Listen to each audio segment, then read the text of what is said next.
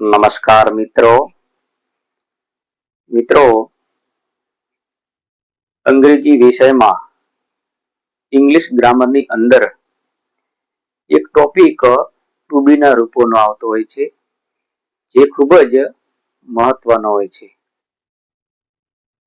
મિત્રો આગળના લેક્ચરમાં આપણે ટુ બી ના રૂપોની અંદર જે વર્તમાન કાળના ટુ બી ના રૂપો હતા એમ, ઇઝ અને આર તેનો અભ્યાસ કરી લીધો છે અને આજના આ લેક્ચરમાં આપણે ટુ બી ના રૂપો તરીકે ભૂતકાળમાં કયા કયા ટુ બી ના રૂપોનો ઉપયોગ થાય છે તેના વિશે અભ્યાસ કરીશું. તો મિત્રો શરૂઆત કરતા પહેલા જો તમે અમારી YouTube ચેનલમાં નવા હો તો લાઈક કરો, શેર કરો અને સબસ્ક્રાઇબ કરી દો જેથી તમને આવા અવનવા વિડીયો રોજ મળતા રહે. તો જુઓ મિત્રો, હવે આપણે ટુ બી ના રૂપોની અંદર ભૂતકાળમાં કયા કયા ટુ બી ના રૂપોનો ઉપયોગ થાય છે તેના વિશે જોઈશું. ટુ બી ના રૂપો. ટુ બી નો અર્થ થાય છે હોવું, બનવું કે થવું. જુઓ મિત્રો, ટુ બી ના રૂપોનો ગુજરાતીમાં અર્થ હોવું, થવું કે બનવું તેવો થાય છે. હવે આપણે ટુ બી ના રૂપોનો ઉપયોગ જોઈશું. ટુ બી ના રૂપોનો ઉપયોગ કોઈ પણ વસ્તુ, વ્યક્તિ, પ્રાણી કે પક્ષીનું અસ્તિત્વ દર્શાવવા માટે તથા તે વ્યક્તિ, વસ્તુ, પશુ, પક્ષી કે પ્રાણી પોતે શું છે તેવું દર્શાવવા માટે તથા સમયની સ્થિતિ અને સ્થળ દર્શાવવા માટે ટુ બી ના રૂપોનો ઉપયોગ થાય છે. જો મિત્રો, ટુ બી ના રૂપોનો ઉપયોગ કોઈ પણ વસ્તુ, વ્યક્તિ, પશુ, પક્ષી કે પ્રાણી તેઓનું અસ્તિત્વ દર્શાવવા માટે તથા તે પોતે શું છે તેના વિશે વાત કરવા માટે અને કોઈ સમયની સ્થિતિ તથા સ્થળ દર્શાવવા માટે ટુ બી ના રૂપોનો ઉપયોગ થાય છે. જો મિત્રો, ટુ બી ના રૂપોનો ઉપયોગ કાળને આધીન થાય છે. વર્તમાન કાળમાં, ભૂતકાળમાં અને ભવિષ્યકાળમાં અલગ અલગ ટુ બી ના રૂપો આવતા હોય છે. મિત્રો, અહીં કાળનો ઉપયોગ થાય છે પરંતુ કોઈ પણ પ્રકારની ક્રિયા થતી નથી એટલે કે non tense to be forms. તો મિત્રો, આજના આ લેક્ચરમાં આપણે ભૂતકાળમાં કયા કયા ટુ બી ના રૂપોનો ઉપયોગ થાય છે તેના વિશે જોઈશું. જો મિત્રો, વર્તમાન કાળમાં ટુ બી ના રૂપો તરીકે એમ, ઇઝ અને આર નો ઉપયોગ થતો હતો અને ભૂતકાળમાં ટુ બી ના રૂપો તરીકે વોઝ અને વર નો ઉપયોગ થાય છે. તો જુઓ મિત્રો, આપણે એવું કહેવું હોય કે તે સિંહ હતો, અહીં ભૂતકાળની વાત થઈ છે, તો અહીં it was a lion એટલે કે તે સિંહ હતો. આ વાક્યની અંદર was નો ઉપયોગ થયો છે. was છે તે ટુ બી નું રૂપ છે. બીજો વાક્ય જોઈએ, તેઓ મારા મિત્રો હતા એટલે કે they were my friends. જો મિત્રો, આ બીજા વાક્યમાં ટુ બી ના રૂપ તરીકે were નો ઉપયોગ થયો છે. તો મિત્રો, પ્રથમ વાક્યમાં was અને બીજા વાક્યમાં were નો ઉપયોગ થયો છે તે ભૂતકાળના ટુ બી ના રૂપો છે. તો મિત્રો, હવે આપણને એક પ્રશ્ન થાય કે પ્રથમ વાક્યમાં was અને બીજા વાક્યમાં were નો ઉપયોગ થયો છે, તો હવે આપણે was નો ઉપયોગ ક્યારે કરવો અને were નો ઉપયોગ ક્યારે કરવો? તો જુઓ મિત્રો, અહીં was અને were તેનો ઉપયોગ કર્તાને આધીન થાય છે. જો કર્તા તરીકે I he she it કે કોઈ એક વચનમાં નામ આપેલું હોય તો ભૂતકાળમાં to be ના રૂપ તરીકે was નો ઉપયોગ થાય છે અને જો કર્તા તરીકે we you they કે કોઈ બહુવચનમાં નામ આપેલું હોય તો ભૂતકાળમાં to be ના રૂપ તરીકે were નો ઉપયોગ થાય છે. જો મિત્રો અહીં ભૂતકાળની અંદર જે to be ના રૂપો was અને were નો ઉપયોગ થાય છે તેનો ગુજરાતીમાં અર્થ હતો, હતી, હતું અને હતા તેવો થાય છે. તો મિત્રો હવે આપણે ભૂતકાળમાં to be ના રૂપોનો જે ઉપયોગ થયો હોય છે તે to be ના રૂપોનો ઉપયોગ અને તેની વાક્ય રચના કેવા પ્રકારની હોય છે તે વિશે જોઈશું. તો મિત્રો અહીં ભૂતકાળમાં જે to be ના રૂપોનો ઉપયોગ થયો છે તે to be ના રૂપોની વાક્ય રચના ત્રણ પ્રકારની છે. આકાર વાક્ય રચના, નકાર વાક્ય રચના અને પ્રશ્નાર્થ વાક્ય રચના. આકાર વાક્ય રચના છે સબ્જેક્ટ વત્તા was કે were વત્તા ઓબ્જેક્ટ.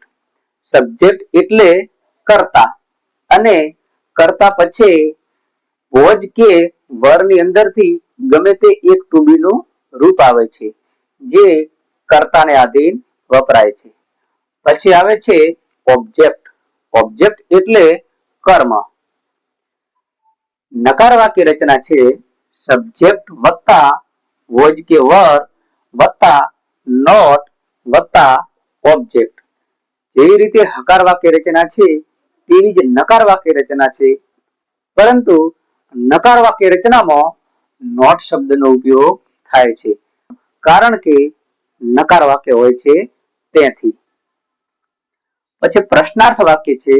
પ્રશ્નાર્થ વાક્યમાં to be નું રૂપ was કે were તે વાક્યની શરૂઆતમાં આવે છે, પછી આવે છે સબ્જેક્ટ, પછી આવે છે ઓબ્જેક્ટ અને છેલ્લે પ્રશ્નાર્થ ચિહ્ન. તો મિત્રો હવે આપણે થોડાક વાક્ય જોઈશું. જે વાક્યની હકાર વાક્ય રચના જોઈશું, નકાર વાક્ય રચના જોઈશું અને પ્રશ્નાર્થ વાક્ય રચના જોઈશું. તો મિત્રો હવે આપણે થોડાક વાક્ય જોઈશું.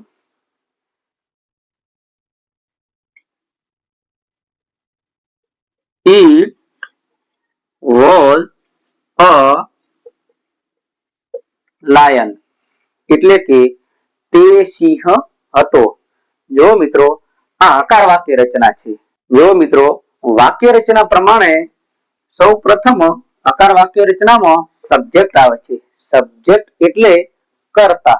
તો અહીં કર્તા તરીકે it છે. it એટલે તે. પછી આવે છે to be નું રૂપ was કે were. તો અહીં was નો ઉપયોગ થયો છે કારણ કે કર્તા તરીકે it છે. આપણે આગળ જોયું તેવી રીતે જો કર્તા તરીકે he she it કે કોઈ એક વચનમાં નામ આપેલું હોય ત્યારે to be ના રૂપ તરીકે was નો ઉપયોગ થાય છે. પછી આવે છે કર્મ એટલે a lion. જુઓ મિત્રો આ વાક્ય હકાર વાક્ય રચના પ્રમાણે છે. it was a lion એટલે કે તે સિંહ હતો. હવે આ વાક્યને આપણે નકાર વાક્ય રચના પ્રમાણે ફેરવું હોય તો સૌ પ્રથમ સબ્જેક્ટ નો સબ્જેક્ટ એટલે કે it નું it, પછી to be નું રૂપ મૂકવાનું હોય છે તે છે was, પછી not શબ્દ મૂકવાનો છે not અને પછી આવે છે ઓબ્જેક્ટ એટલે કે a lion. તો જુઓ મિત્રો it was not a lion એટલે કે તે સિંહ ન હતો. આ તેની નકાર વાક્ય રચના થઈ છે. તો હવે આપણે આ વાક્યને પ્રશ્નાર્થ વાક્યમાં ફેરવવું હોય તો તેની પ્રશ્નાર્થ વાક્ય રચના પ્રમાણે પ્રશ્નાર્થ વાક્યની અંદર સૌ પ્રથમ ટુ બી ના રૂપનો ઉપયોગ થાય છે. તો અહીં વોઝ અને વર એ ટુ બી નું રૂપ આપેલું છે. તો અહીં કર્તા તરીકે ઈટ છે, તેથી ટુ બી ના રૂપ તરીકે વોઝ નો ઉપયોગ થશે. વાક્યની શરૂઆતમાં ટુ બી નું રૂપ આવશે. પછી આવશે સબ્જેક્ટ. સબ્જેક્ટ એટલે કર્તા, તો અહીં કર્તા તરીકે ઈટ છે, ઈટ. પછી આવશે ઓબ્જેક્ટ, તો અહીં ઓબ્જેક્ટ તરીકે અ લાયન. અને છેલ્લે પ્રશ્નાર્થ ચિહ્ન. વોઝ ઇટ અ લાયન એટલે કે શું તે સિંહ હતો? તો મિત્રો આવા પ્રકારની નકાર વાક્ય રચના થાય છે. તો જુઓ મિત્રો, અહીં આપણે હકાર વાક્ય રચના, નકાર વાક્ય રચના અને પ્રશ્નાર્થ વાક્ય રચના જોઈ. અને આ ત્રણેય વાક્ય રચનાનો ઉપયોગ કરીને આપણે એક વાક્ય જોયું, જે હકાર વાક્ય બનાવ્યું, હકારમાંથી નકાર બનાવ્યું અને પ્રશ્નાર્થ વાક્ય પણ બનાવ્યું. એ બીજું વાક્ય જોઈએ. They were my friends એટલે કે તેઓ મારા મિત્રો હતા. જો મિત્રો, અહીં વાક્યની અંદર કર્તા તરીકે તે છે. તો આપણે આગળ જોયું તેવી રીતે જો કર્તા તરીકે યુ, વી, તે કે કોઈ બહુવચનનું નામ આપેલો હોય તો ટુ બી ના રૂપ તરીકે વોઝ કે વરની અંદરથી વરનો ઉપયોગ થાય છે.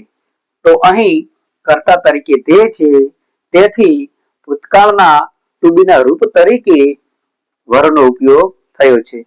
અને છેલ્લે ઓબ્જેક્ટ, તો અહીં ઓબ્જેક્ટ તરીકે માય ફ્રેન્ડ છે. તો આ હતી તેની હકાર વાક્ય રચના. હવે આપણે આ વાક્યને નકારમાં ફેરવીએ. તો નકાર બનાવતા પહેલા સૌ પ્રથમ વાક્ય રચના પ્રમાણે સબ્જેક્ટ આવશે. તો સબ્જેક્ટ તરીકે અહીં છે તે.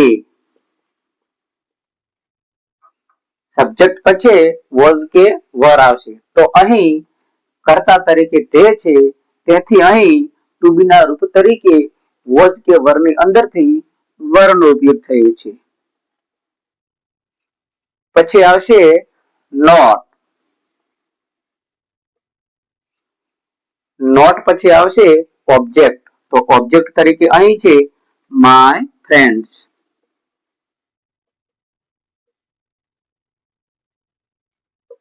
આ થઈ તેની નકાર વાક્ય રચના.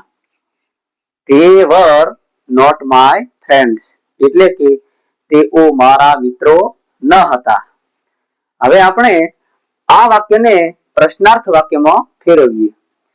તો વાક્ય રચના પ્રમાણે સૌ પ્રથમ ટુ બી નું રૂપ આવશે. તો અહીં કર્તાને આધીન ટુ બી ના રૂપ તરીકે વરનો ઉપયોગ થયો છે, જે વાક્યની શરૂઆતમાં આવશે. વર પછી આવશે સબ્જેક્ટ. તો સબ્જેક્ટ તરીકે અહીં દે છે. પછી આવશે ઓબ્જેક્ટ. તો ઓબ્જેક્ટ તરીકે અહીં માય ફ્રેન્ડ છે.